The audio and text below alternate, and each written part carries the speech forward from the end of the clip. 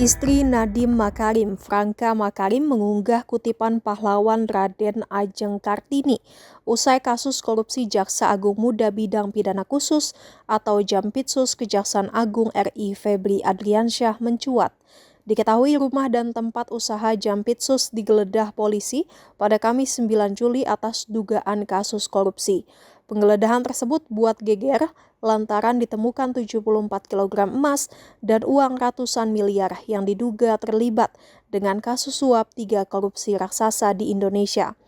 Pada Sabtu 11 Juli, Febri pun ditetapkan sebagai tersangka korupsi oleh kepolisian.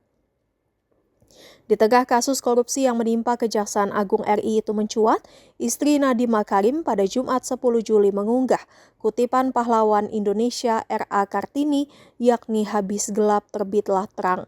Franka mengutip penggalan surat R.A. Kartini yang terkenal tentang kehidupan manusia serupa alam, yang tidak selalu gelap ataupun terang. Tidak diketahui apa maksud unggahan Franka di tengah kasus korupsi yang menimpa petinggi Jampitsus tersebut.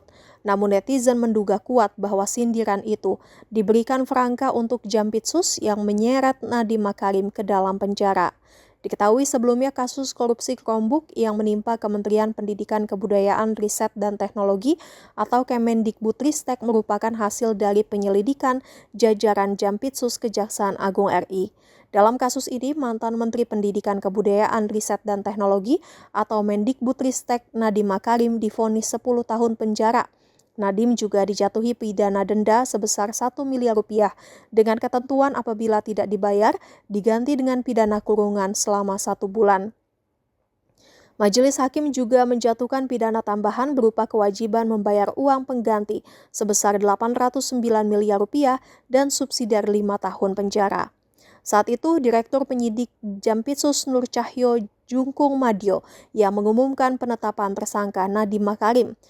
Nur Cahyo menjelaskan pada Februari 2020, Nadiem yang saat itu menjabat sebagai Mendikbudristek melakukan pertemuan dengan pihak Google Indonesia untuk membicarakan program Google for Education yang menggunakan perangkat Chromebook.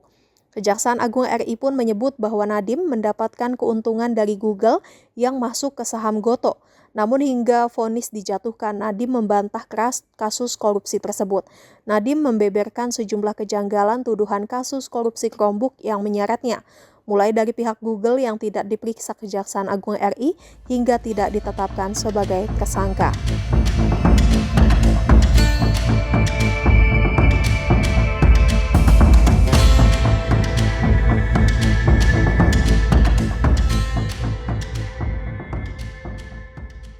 Jangan lupa subscribe ya!